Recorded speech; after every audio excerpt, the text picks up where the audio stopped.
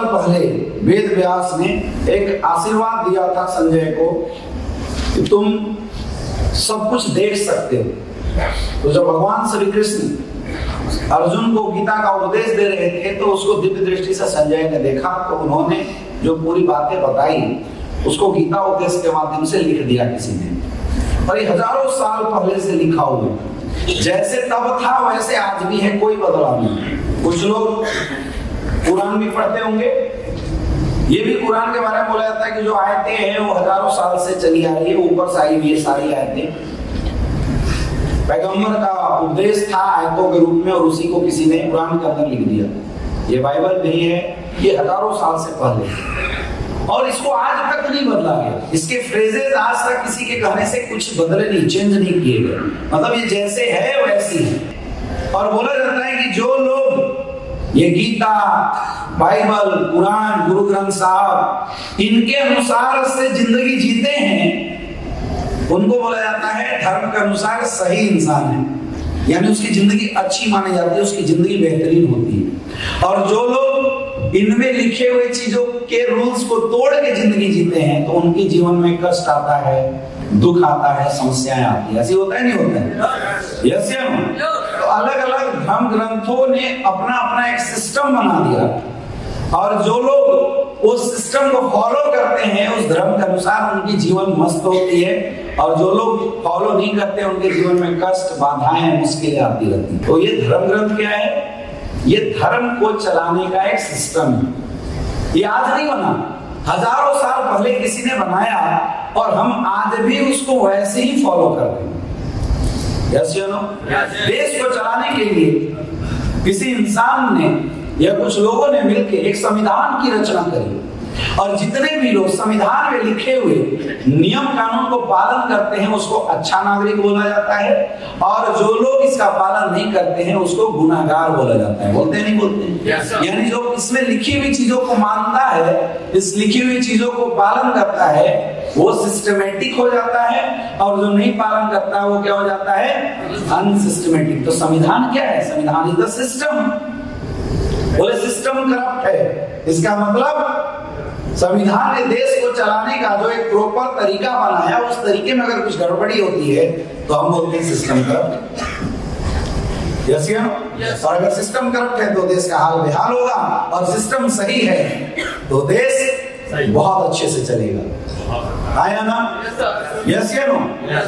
तो किसी भी चीज को, किसी भी काम को करने का एक अच्छा और प्रॉपर तरीका हो, और हमसे आपसे पहले कुछ लोग थे जिन्होंने उस रास्तों पे अपने आप को चलाया था जहां से आज आप चल रहे हैं। तो सही और गलत का विश्लेषण करते हुए एक सही रास्ता उन्होंने इस इंडस्ट्री का बना के हमको दिया, और उसी सही रास्तों को बोला जाता है सिस्टम। वही है सही रास्ता। और मेरे दोस्त, जब भी किसी भी इंसान की लाइफ में सिस्टम जुड़ जाता है उसकी स्पीड कई गुना बढ़ जाती है। जैसे हमारे शरीर को चलाने के लिए बोला जाता है कि सांस लेना बड़ा जरूरी है, आया ना? लेकिन कोई थोड़ा जिद्दी इंसान है वो ठान ले कि भैया अब सांस ले लेके बहुत थक गए, हम तो नहीं लेंगे, तो क्या होगा? मर जाएगा, खत्म हो जाएगा। तो सांस लेना क्या है? सांस लेना है हमारे बॉडी का एक सिस्टम। तो आप चाहे कुछ भी कर लो, आपको लेना ही पड़ेगा। वैसे ही हमारे बॉडी को चलाने के लिए पानी पीना बहुत जरूरी है ना? यस या नो? लेकिन कोई गाजीपुर का जिद्दी इंसान थोड़ा टेढ़ा हो जाए तो भैया पी पी के बहुत थक गया, पानी नहीं कुछ और पीऊंगा, जिंदा रहेगा मर जाएगा? समझना, जिंदा रहेगा मर जाएगा? मर जाएगा। क्यों? क्योंकि उसने सिस्टम के खिलाफ काम किया। आया ना? बोला जाता है कि एक इंसान ज्यादा से ज्यादा भूखा 40 दिन 45 दिन रह सकता है, या जिंदा रहने के लिए डेली खाना खाना, सांस लेना, पानी पीना जरूरी है। लेकिन कोई ऐसा ना कर बोला जी इस साल खा लिया, अब अगले साल दिवाली में खाएंगे, जिंदा रहेगा मर जाएगा? क्यों? क्यों? क्योंकि खाना खाना हमारे सिस्टम का पार्ट है। इस शरीर को चलाने के लिए निदान जरूरी है। तो आप सिस्टम को तोड़ के धरती पे जिंदा भी नहीं रह सकते, तो आप सिस्टम को तोड़ के डायरेक्ट सेलिंग इंडस्ट्री में कैसे बड़ा सक्सेस ले सकते हैं? जब सिस्टम कहीं आ जाती है ना तो मुर्दे लोगों में भी जान डाल देती है। जैसे अर्थ का ग्रेविटेशनल रूल क्या बोलता है कि कोई भी चीज ऊपर फेंको तो नीचे आती है। अर्थ के अंदर ग्रेविटेशनल पावर होती है जो ऊपर की चीजों को नीचे खींचती है। लेकिन वहां पे एक सिस्टम ला दो, एरोप्लेन। एरोप्लेन क्या करता है? नीचे से चीजों को ऊपर लेके आ जाता है। एरोप्लेन क्या है? एरोप्लेन इज द सिस्टम, है ना? अच्छा, उस एरोप्लेन पे लंगड़े को बैठा दो, अब ऊपर जाएगा नहीं जाएगा? सही ठीक ठाक इंसान को बैठा दो, ऊपर जाएगा नहीं जाएगा? तो दिल्ली से गया जाने के लिए 2 घंटे का टाइम लगता है। अगर उस प्लेन में प्रधानमंत्री जी बैठे हैं तो कितने देर में पहुंचेंगे? और अंधा बैठा है तो, अनपढ़ गंवार बैठा है तो, क्यों? क्योंकि ताकत हमारी और आपकी नहीं होती, ताकत किसकी होती है? सिस्टम की होती है। हमारे और आप में केवल फर्क इतना होगा कि प्रधानमंत्री जी को वीआईपी सीट मिलेगा और उस अंधे लंगड़े को नॉर्मल इकोनॉमी वाली सीट मिलेगी। डिफरेंस क्यों यही आ सकता है? यानी कि रास्तों की सफलताओं में, सहजता और सहजताओं में डिफरेंस हो सकता है, लेकिन सफलता के फाइनल रिजल्ट में कभी कोई डिफरेंस नहीं हो सकता। है ना? पहले लोग पैदल चला करते थे, फिर बैलगाड़ी आई। बैलगाड़ी एक अच्छा सिस्टम आया तो स्पीड बढ़ गई, लोग की थकान कम होने लगी। उसके बाद बाइक आया तो जिस डिस्टेंस को हम 10 दिन में पूरा करते थे, बाइक आने से सिस्टम थोड़ा सा और अच्छा आया तो उस डिस्टेंस को हम 2 दिन 4 दिन में पूरा करने लगे। उसके बाद बड़ी बड़ी मोटर कार आई तो सहजता बढ़ी, स्पीड बढ़ गया।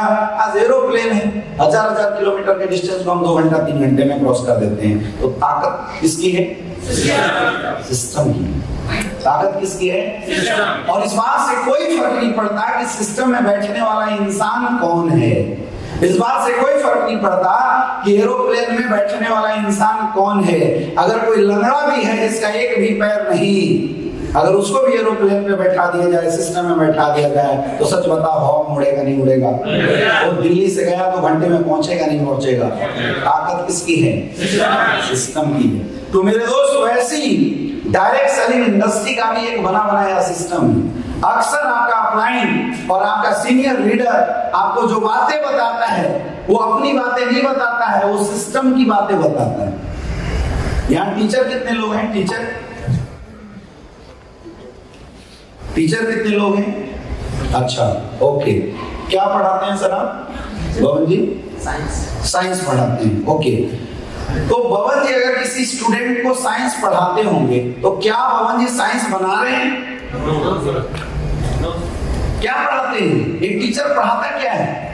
एक टीचर केवल वही बातें बताता है जो आज से पहले किसी ने प्रयोग करके सत्य को स्थापित किया, उसकी डिस्कवरी करी और वही बातें उसने किताबों में लिख दिया। तो ये टीचर पहले उस किताब को पढ़ता है और उस सत्य को सीखता है और वही सत्य का एक्सप्लेनेशन लोगों के बीच में करता है ना? अगर कोई टीचर ये बताता है कि डाइजेस्टिव सिस्टम कैसे काम करता है, इसका मतलब थोड़ी नहीं कि वो टीचर कोई डाइजेस्टिव सिस्टम बना रहा है उसके बाद आपको बता रहा है। वो टीचर क्या करता है? वो टीचर आपको वही बातें बताता है जो ऑलरेडी किसी ने प्रूव करके किताबों में लिख के दे दिया, वो वहां से पढ़ रहा है और वही बातें केवल आपको बता रहा है। तो वैसे ही हमारे बिजनेस में जो अपलाइन होता है, upline is like a teacher. कोई अगर आपको बायो पढ़ा रहा है, इसका मतलब नहीं है कि वो बायो बना के आपको बता रहा है, वो वही बातें बता रहा है जो बायो में लिखा हुआ है। कोई अगर आपको मैथ पढ़ा रहा है 2 + 2 = 4, तो 2 + 2 = 4 उसने डिस्कवरी नहीं किया, क्योंकि अगर वो डिस्कवरी करता तो वो सही भी हो सकता था, वो गलत भी हो सकता था, लेकिन वो आपको वही बातें बता रहा है जो हजारों साल पहले किसी ने डिस्कवर करके सत्य स्थापित किया था और उस सत्य को आपके सामने लाके बताने की कोशिश कर रहे हैं। तो वैसे हमारे बिजनेस में जो हमारा अपलाइन होता है माय डियर फ्रेंड, हमारा अपलाइन कई बार आपको बहुत सारी चीजें बताने की कोशिश करता है, लेकिन हम लोग क्या करते हैं? अपलाइन से मुंह फुला लेते हैं, अपलाइन से टेढ़े हो जाते हैं, अपलाइन से जुबान लड़ाने लगते हैं, अपलाइन से टेढ़े मेढ़ी बातें करना शुरू कर देते हैं, और वैसे ही लोग आने वाले समय में इस बिजनेस में खत्म होते चले जाते हैं। क्योंकि आपने अपलाइन को मना नहीं किया, आपने सिस्टम को मना किया। आपने अपलाइन की बात नहीं काटी, आपने सिस्टम की बातें काटी। और जो इंसान सिस्टम की बातों को काटेगा वो इंसान जीवन में कभी सक्सेसफुल नहीं हो सकता।